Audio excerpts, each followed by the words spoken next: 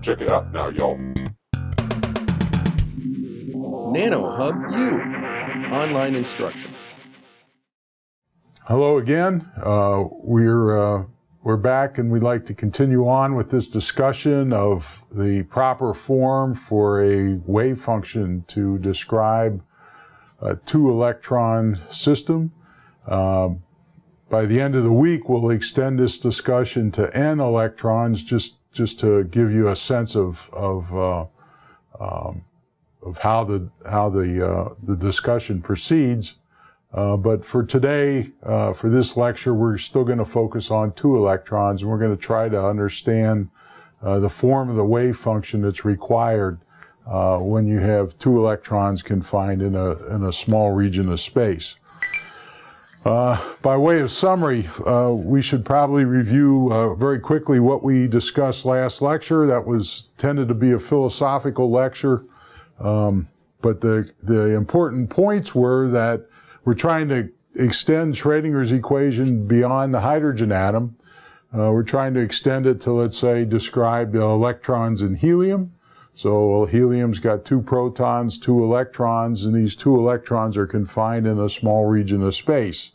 And so what we need to ask is, in general, what's the form of the 2-particle wave function to describe those electrons?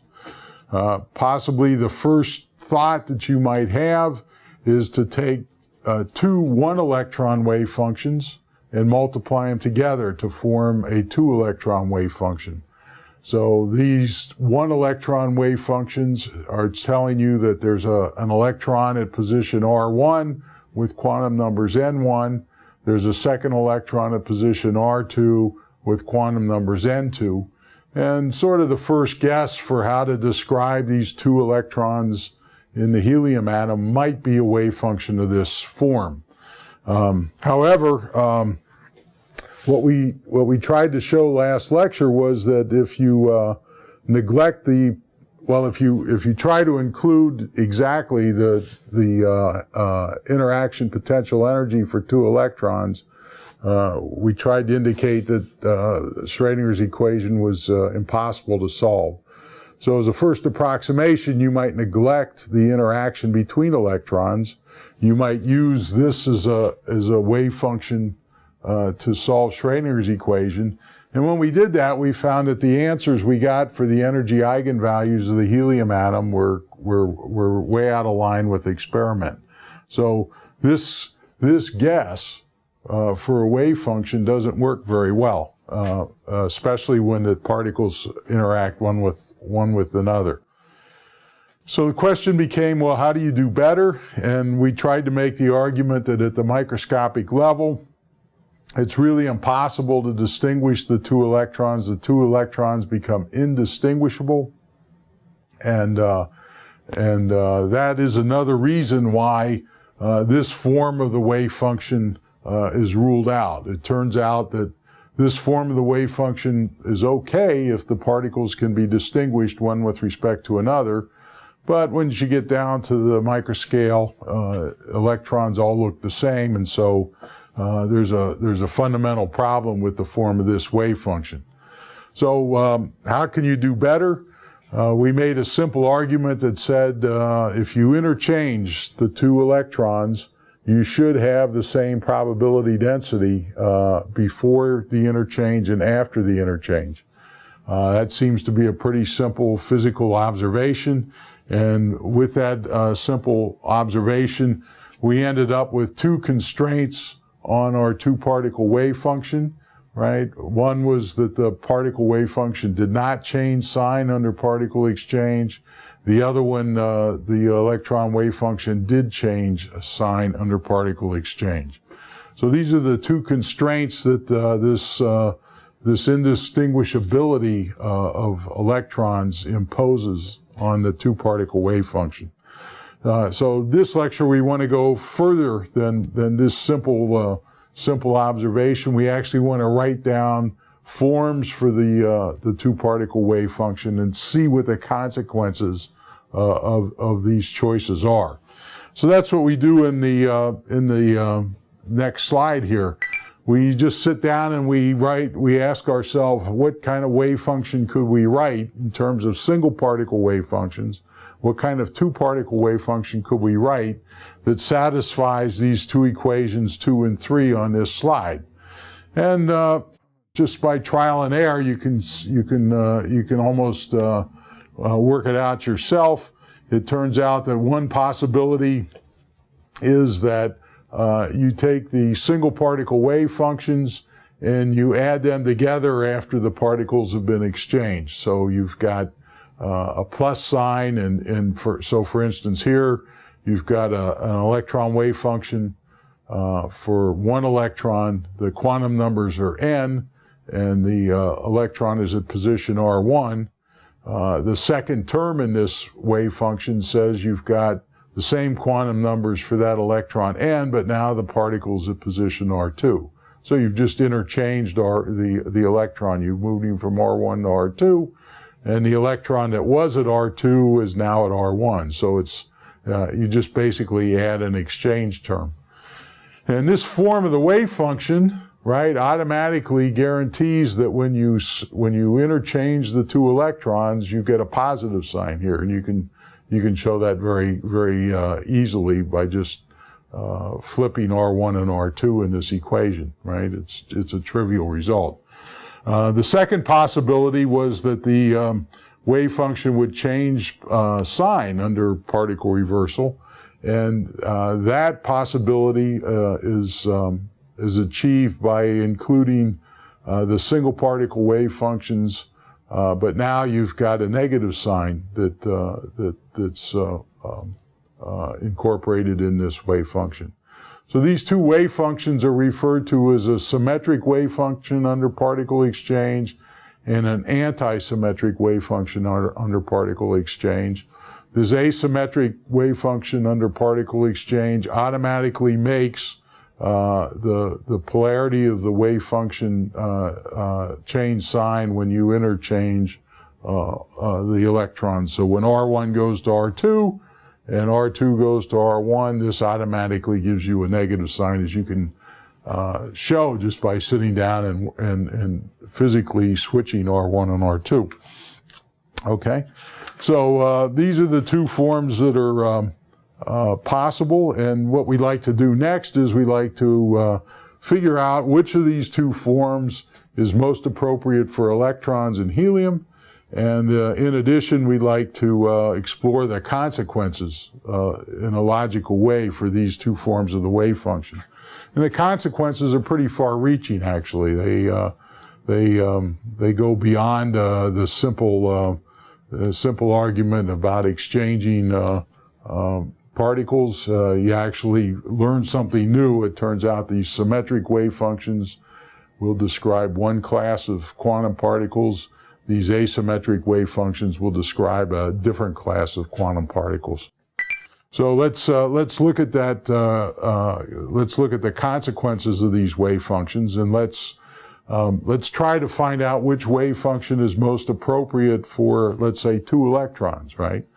And of course, if we have two electrons, we're thinking all along the wave function has to satisfy Pauli's exclusion principle.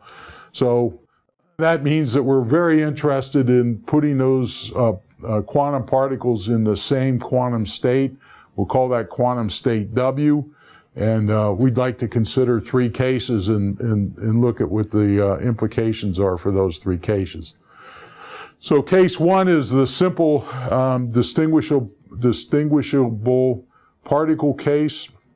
So if the particles are distinguishable, we can write a two-particle wave function as the product of the single particle wave functions, except now we're going to insist that the quantum numbers n and the quantum numbers m are equal to W, which is basically saying that both particles must be in the exact same quantum state.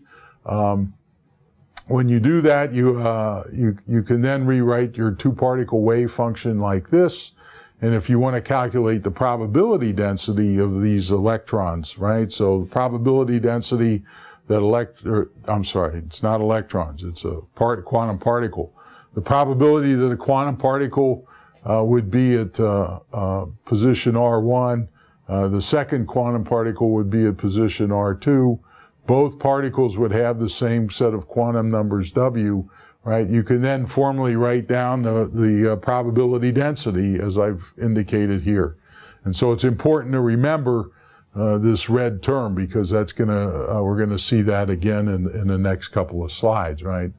And so if we know what these psi values are, we have functional forms for them, we could then evaluate this probability density and answer the question about what probabilities are for one particle to be at R1, the second particle to be at R2, for instance. So that's pretty straightforward.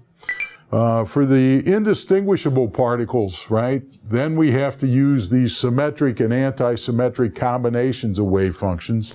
And so here what I do is I just work out the case for the symmetric two-particle wave function. The symmetric two-particle wave function now includes two terms. There's a plus sign, and the second term is just the exchange term where the two quantum particles have flipped their positions with respect to the first case. So what we're basically saying is we can't distinguish between the two particles. We have to allow the possibility that one particle is at position R1. We also have to allow the possibility that that same particle is at position R2, and that's what this wave function is telling us. And we also want to evaluate it at the same quantum state. So we want to make the quantum numbers n and m equal to one another, and we set n equal to m equal to w. We put that in here, and we work through the arithmetic.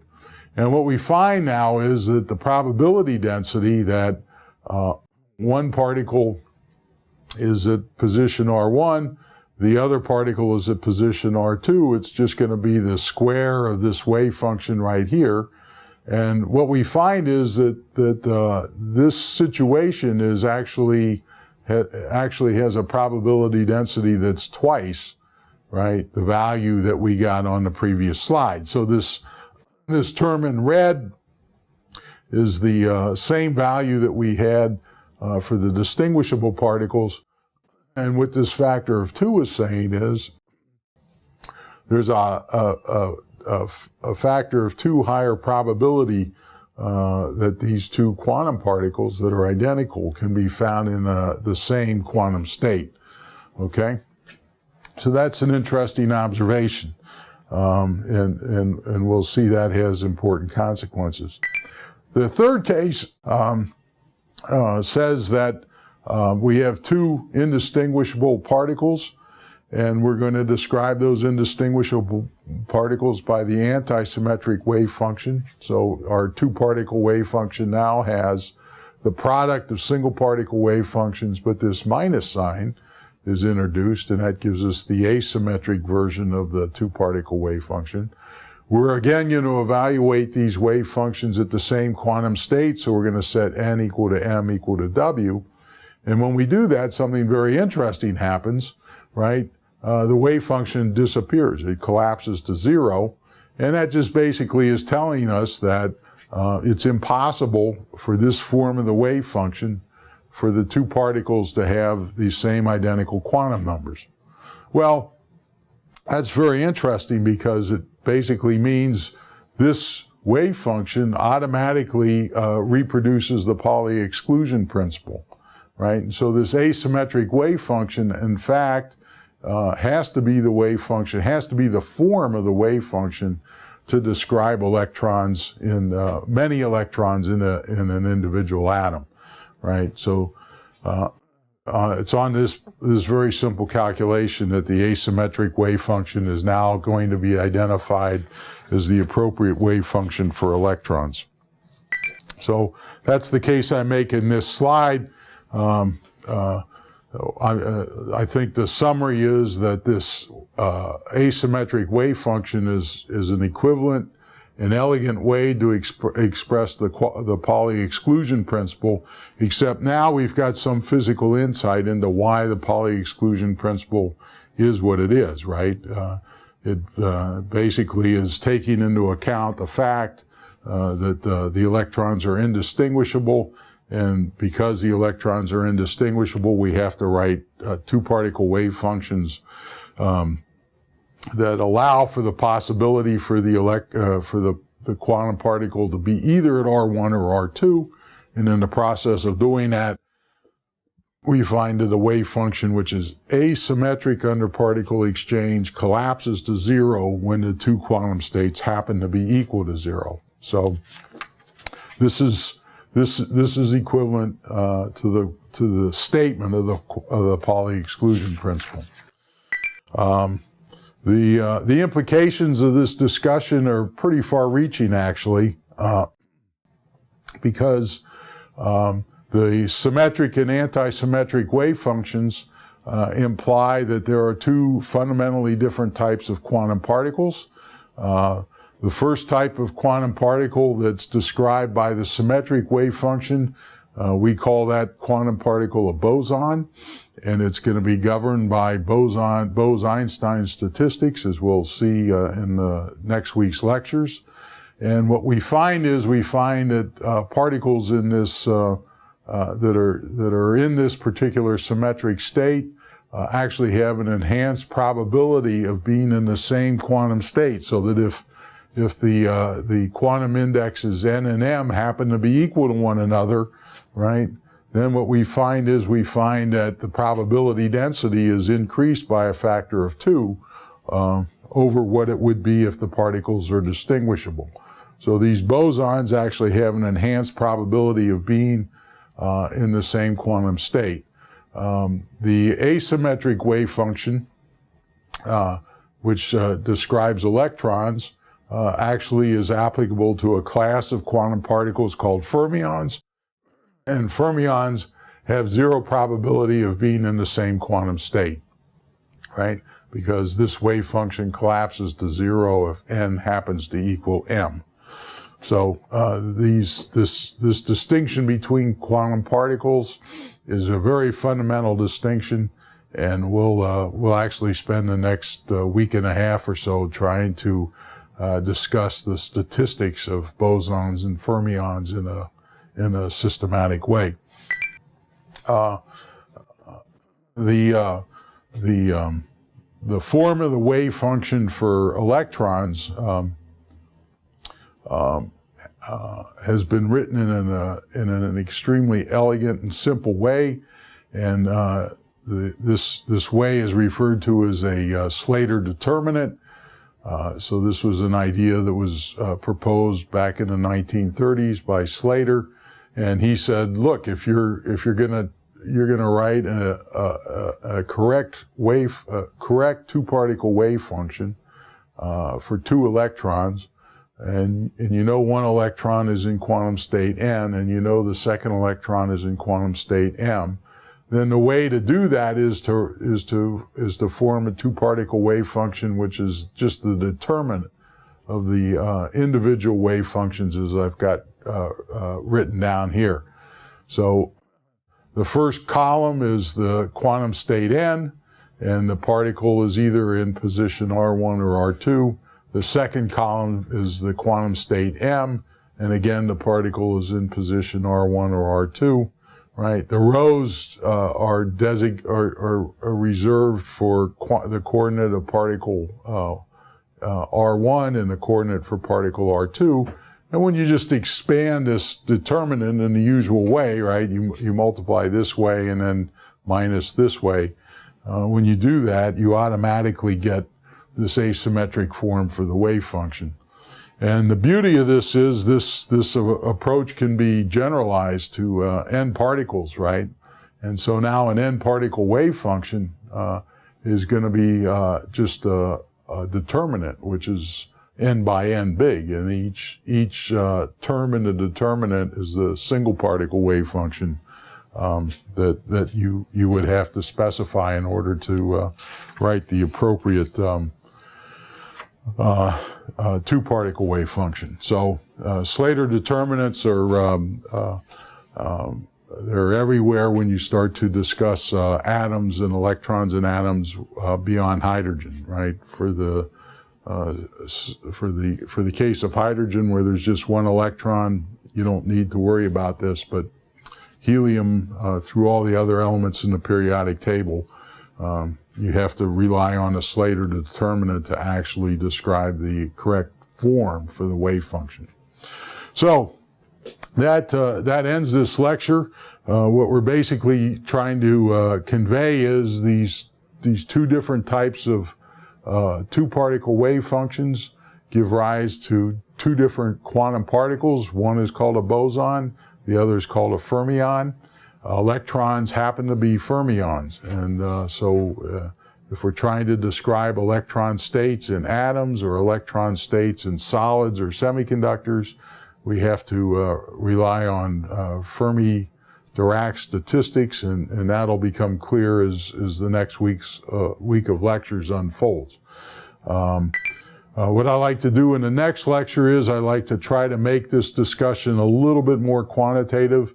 So I'm going to just work out a few examples using a very simple toy model. We're going to go back to our we're going to go back to our quantum states in the infinitely high potential well, and we'll apply these simple ideas and show you how they work out. So come on back and listen to that. We'll try to be more specific about these concepts that we've discussed in this particular lecture. So thank you for your attention, and see you next lecture.